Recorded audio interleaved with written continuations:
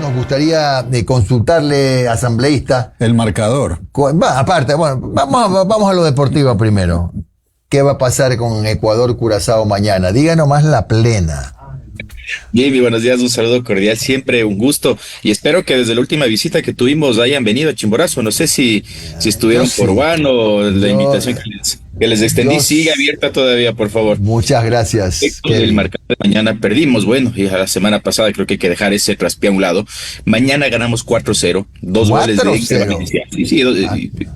Ojo ahí, 2 goles de Igner Valencia y 2 goles de Yeboah. Yo creo que por ahí va el marcador y con Alemania le ganamos. 1-0 ganamos a Alemania el próximo miércoles. Oiga, que no está bien, el optimismo me gusta. Oiga, abogado Gallardo. Asambleísta Gallardo, ¿qué opina usted de lo que ha pasado en las últimas horas respecto de las revelaciones que hizo el secretario de Administración, en el sentido de que ya se ha determinado cuál fue la ruta del dinero? Hasta lo que explicó el secretario de Administración, mi pregunta ¿es toda la información o aún hay nueva información que seguramente irá apareciendo en estos días? A ver, esto es importante porque estos 105 millones de dólares de desfalco al Estado ecuatoriano, de desfalco a usted, Jimmy, a los queridos compatriotas que nos están observando, que posteriormente esto se traduce en falta de asistencia en servicios básicos, tiene que ser identificado no solamente quiénes fueron los partícipes directos, que muy bien lo hace José Julio Neira, 29 beneficiarios directos entre personas públicas, entre personas privadas, entre personas naturales, perdón, quienes venían ejerciendo funciones no solamente en CENEL, sino también en SELEC, firmas de abogados de altos perfiles de búsqueda para el Estado ecuatoriano. Uno de ellos se encuentra, por ejemplo, en los Estados Unidos ya con una orden de captura del Estado ecuatoriano. Y esto se da gracias a un principio de reciprocidad y a un principio de cooperación internacional. Es por eso que nuestras relaciones y nuestra política exterior tienen que estar bien enfocado en los estados que generan un beneficio para el país.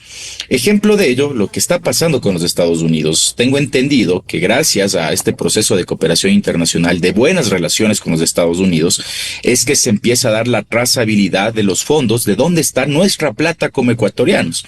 Se identifica que gran parte de esta plata, precisamente, que ha sido gestionada por Calero, por doña Calero y su hermana, se encuentra en los Estados Unidos. Otra parte de ese dinero está en China, otra parte de ese dinero está en Suiza. Otra parte de esa plata, que es de todos los ecuatorianos, ya fue gastada y fue gastada en cosas personales.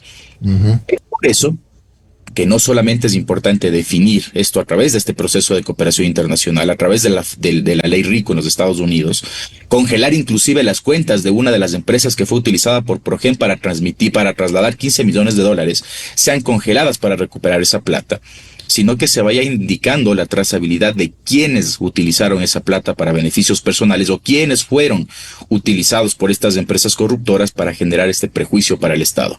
Yo creo, de manera personal, que con esto no solamente identificamos la trazabilidad de la plata, sino los principales responsables, tanto en nuestro país, para iniciar procesos civiles en materia de repetición, por ejemplo, para que cada uno de los bienes, cada centavo en las cuentas de estos, hasta el momento, presuntos delincuentes, sea retirada para el Estado ecuatoriano. Y que en los Estados Unidos se congelen las cuentas allá en la Florida, donde presuntamente se encuentra gran parte de esta plata, y ese dinero sea nuevamente retornado al Estado ecuatoriano. O activar procesos en caso de ser necesario de extradición, para traer a los que están en los Estados Unidos refugiados acá al Ecuador y enviar a los Estados Unidos a los que están refugiados aquí, precisamente para que paguen no solamente con sus bienes, con sus fondos, sino también ya con su libertad este daño que nos han hecho a los ecuatorianos.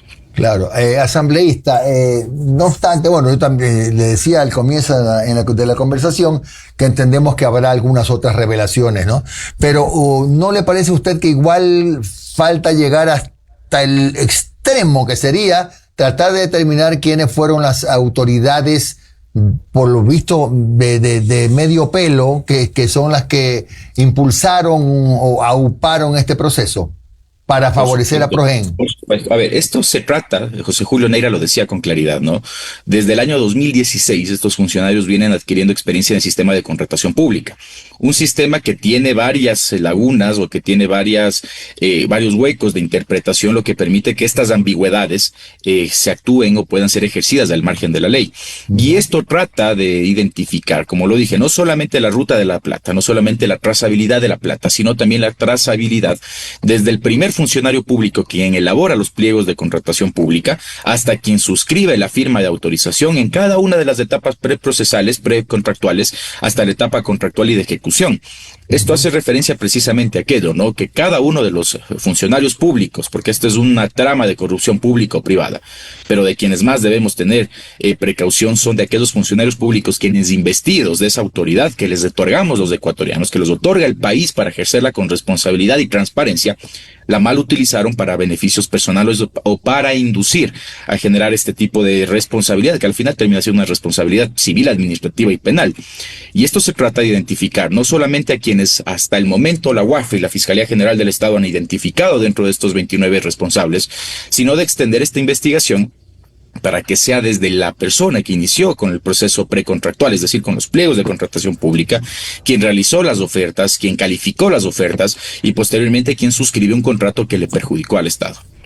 Claro. Ahora bien, asambleísta, no es el mismo tema, pero igual es de gran interés nacional el hecho de que se haya suscrito el decreto 424 del presidente de la República y que da pie a que se abran las puertas para la cooperación internacional y observando también normas como, por ejemplo, indultos, etcétera, a los extranjeros, sea gente de inteligencia, qué sé yo, pues de soldados, lo que sea, que vengan a ayudarnos a combatir el crimen organizado. ¿Le parece bien? Porque yo escuchaba que había quienes apelaban a la soberanía. Yo tengo otro concepto de la soberanía, no el que estoy viendo, que es un atentado contra la soberanía. No es ningún atentado, pero no sé qué piensa usted.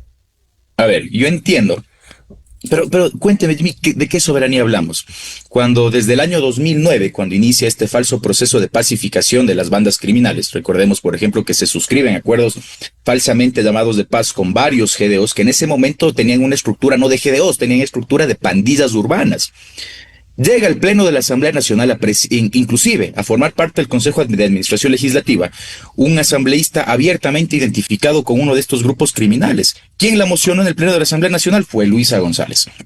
Desde el año 2010 hasta el año 2021, con el inicio de las masacres carcelarias en el gobierno de Lazo, se empieza esta transición, ¿no?, de grupos de delincuencia urbana, grupos pandilleros urbanos, a grupos de delincuencia organizada. Y estos grupos de delincuencia organizada que ocupaban en primera instancia los pabellones de las celdas de los centros de privación de la libertad ya ocupan espacios territoriales. Es uno de los requisitos que exige la sentencia Tadić de la antigua ex Yugoslavia con referencia para identificar la existencia de un conflicto armado no organizado, que bien lo hace el presidente de la República. Es decir, estamos en una guerra directa contra el crimen organizado, que bien lo permite realizar la normativa internacional. Pero ¿de qué falso precepto de soberanía se habla cuando ellos fueron quienes permitieron que ocupación territorial sea parte de la estructura criminal de los GDOs? Y esto sabe que ha provocado 75,000 desplazamientos forzados en nuestro país. Es decir, llegan a un barrio en los suburbios de la provincia del Guayas, llegan a barrios en Durán, golpean las puertas de casas de los ciudadanos que trabajan honradamente y les sacan de los hogares. Eso es desplazamiento forzado. 75,000 personas en este país han sido víctimas de este nuevo fenómeno a causa del conflicto armado. Los procesos de cooperación internacional son normales, pues vivimos en un sistema globalizado donde la comunidad internacional exige no solamente ya el pronunciamiento con respecto en materia de seguridad, porque tanto afecta un problema transnacional a nuestro país como a los Estados Unidos, como a diferentes potencias del mundo. Y esta es la razón por la cual nuestra relación en política exterior es bien definida en este asunto. Abogado Gallardo, cuéntenme. Tengo un amigo abogado, colega suyo y mío, que tiene un cliente que le paga con unas escrituras de una casa en el sector del Fortín, noroeste de Guayaquil, junto a la vía perimetral. Toma, te pago con las escrituras de mi casa.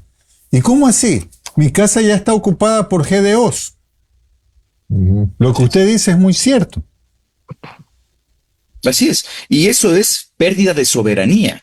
Yo no sé, no entiendo, desde el derecho internacional, desde el sentido común, no se puede justificar un atentado contra la soberanía del país cuando se solicita cooperación internacional.